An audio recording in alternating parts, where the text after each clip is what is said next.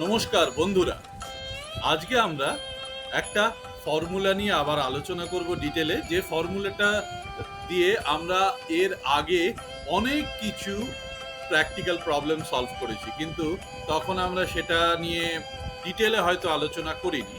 তো সেই রকম একটি ফর্মুলা নিয়ে আলোচনা করব। এটা MS 365 এর ফর্মুলাটার নাম হচ্ছে ফিল্টার ফাংশন। তো ফিল্টার ফাংশন কি করে? আমরা সাধারণত এক্সেল যখনই খুলি, আমাদের বেসিক নলেজ হচ্ছে ফিল্টার করা জানতে হবে।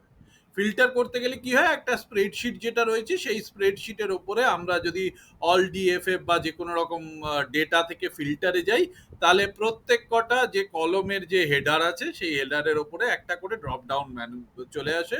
সেই ড্রপ ডাউনটা অনুযায়ী আমরা বিভিন্ন রকমভাবে ফিল্টার করতে পারি। তো এখন এই ফিল্টারটা ফর্মুলাতে রূপান্তরিত হয়েছে।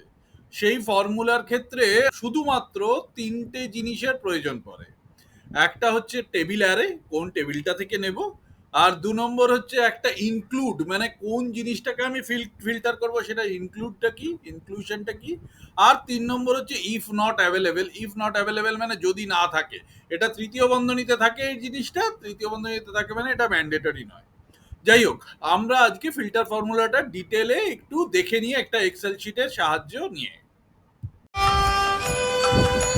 আমরা এর আগে যে একটা ভিডিও দেখিয়েছিলাম র্যাপ রোজ এবং র্যাপ কলামসের, সেখানে একটি ডাটাবেস ইউজ করেছিলাম। সেই ডাটাবেসটির ওপরে আমরা এই ফিল্টার ফর্মুলাটাকে লাগানোর চেষ্টা করি। প্রথমে আমরা একটা কাজ করি, এটাকে একটু ফ্রিজ করে দিই যাতে দেখতে সুবিধা হয়। ফ্রিজিং প্যান্সে গিয়ে ফ্রিজ করে দিলাম। এইবার এই ডাটাবেসটার ওপরে আমরা পুরো যে টেবিল অ্যারেটা রয়েছে, পুরো যে ডেটাবেসটা রয়েছে, সেখানে ডেটাতে গিয়ে আমরা এখানে ফিল্টার করে দিলাম। তো ফিল্টার করে দিলে কি হয় আমাদের, যেটা একটু আগে আমরা বললাম যে এখানে আমার কাছে বিভিন্ন ক্লাস বা বিভিন্ন জিনিসের একটা ড্রপ ডাউন তৈরি হয়ে যায়। সেই ড্রপ ডাউন থেকে আমরা ফিল্টার করতে পারি। এটা আমরা জানি এবং এটা MS এক্সেলের একটা বেসিক। তো এখন সেই ফিল্টারটাই আমাদের উন্নত হয়েছে ফিল্টার ফর্মুলাতে। তো ফিল্টার ফর্মুলা দিয়ে আমরা কি করব, আমরা এই যে মার্কশিটটা তৈরি করেছিলাম, আমরা এর আগে যে র্যাপ রোজ এবং র্যাপ কলমস এর ভিডিওতে বলেছিলাম যে এই র্যাপ রোজ দিয়ে আমার মার্কশিটটা ড্রপ ডাউন দিয়ে তৈরি হবে না। তো সেটাই এখন আজকে এটা তৈরি করি। আমরা প্রথমে এটাকে ডিলিট করে দিই, কারণ আমার নতুন করে আমি তৈরি করব। আমরা বলেছিলাম যে একটি ড্রপ ডাউন তৈরি করব। আমি পাশে এখানে একটা রোল নাম্বার লিখে ড্রপ ডাউনটা তৈরি করছি। রোল নাম্বারটা লিখলাম। রোল নাম্বারটা লেখার পরে সেই রোল নাম্বারটা আমার এই জি কলমে G1 সেলে তৈরি করব। তো সেটা তৈরি করতে কি করতে হয় আপনারা সবাই জানেন, এর আগে অনেক ভিডিওতে বহুবার দেখানো হয়েছে যে ডেটা ভ্যালিডেশন করতে হয়। ডেটা ভ্যালিডেশন করতে গেলে কি করতে হয়, প্রথমে ডেটাতে যেতে হবে। ডেটাতে গিয়ে আমার এখানে ডেটা ভ্যালিডেশনে যেতে হবে। ডেটা ভ্যালিডেশনের এনি ভ্যালুর জায়গায় আমি লিস্টে ক্লিক করব। লিস্টে ক্লিক করে এই যে সোর্স ডেটাটা রয়েছে, এই সোর্স ডেটাটার জায়গায় আমি এখানে রোল নাম্বারটা, যে টোটাল রোল নাম্বারগুলো সিলেক্ট করে দিলাম। সিলেক্ট করে ওকে করে দিলাম, তা এখানে একটা রোল নাম্বারের ড্রপ ডাউন তৈরি হয়ে গেল। এখন আমি এখানে ফিল্টার ফর্মুলাটা ইউজ করছি, যেটা নিয়ে আমি আলোচনা করছিলাম। ফিল্টার, তো ফিল্টার ফর্মুলাতে প্রথমে অ্যারে থাকে। অ্যারে মানে হচ্ছে টেবিল অ্যারে।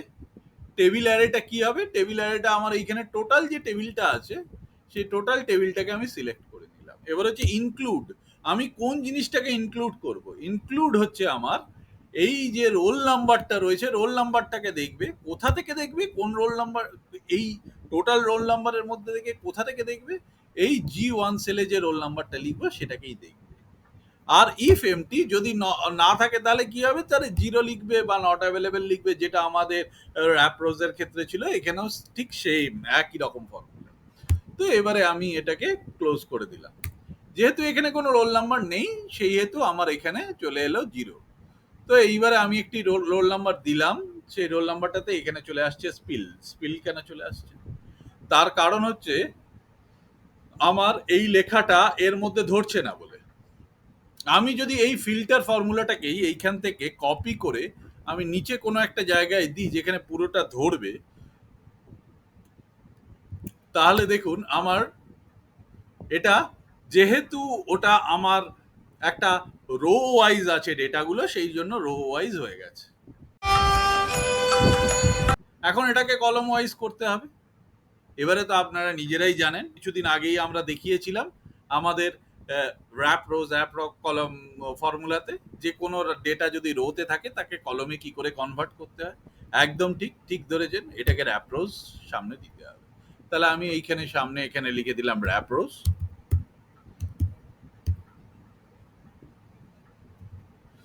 এবং ফিল্টার ফর্মুলাটা যেটা হলো সেটা হচ্ছে আমার র্যাপ রোজের ভেক্টর। এবারে সেই ভেক্টর অনুযায়ী আমার র্যাপ কাউন্ট কি হবে, অবশ্যই একটা কলমের মধ্যেই আমার সমস্ত রোয়ের ডেটাগুলো থাকবে, তাই 1, এবং প্যাড উইডথ দিলেও হবে না দিলেও হবে, আমি 0 লিখে দিলাম, 0 লিখে এন্টার করে দিলাম। দেখুন আপনার মার্কশিটটি তৈরি হয়ে গেছে, এবং এটি ডায়নামিক মার্কশিট। আপনি এখান থেকে রোল নাম্বার চেঞ্জ করবেন এবং সেই রোল নাম্বার অনুযায়ী আপনার টোটাল ডেটাগুলো কিন্তু চেঞ্জ হয়ে যাবে। তো আশা করি ব্যাপারটা আপনাদের কাছে ক্লিয়ার হয়েছে, এবং আমরা যে আগের একটি ভিডিওতে বলেছিলাম যে মার্কশিট তৈরি করাটা দেখাবো সহজে, তো এটা এই সহজ পন্থাটা আশা করি আপনারা বুঝতে পেরেছেন। মানে এটা বিশাল ডেটা থেকে যে খুব সহজে যে কোনো একটা স্টুডেন্টের মার্কশিট আপনারা ইজিলি ডিরাইভ করতে পারবেন। Thank you. আশা করি আপনাদের ভিডিওটি ভালো লেগেছে, এবং আমি জানি এটি আপনারা আপনাদের কর্মক্ষেত্রে বা আপনাদের যে কোনো কাজে এটিকে ব্যবহার করতে পারবেন। তাই দয়া করে আমাকে আরো অনুপ্রেরণা দিন, যাতে করে আমি আরো এরকম সুন্দর সুন্দর ভিডিও বানাতে পারি। চ্যানেলটি সাবস্ক্রাইব করুন, লাইক করুন ভিডিওটি, এবং আরো 5 জনের কাছে ছড়িয়ে দিন এটাকে শেয়ার করে। Thank you.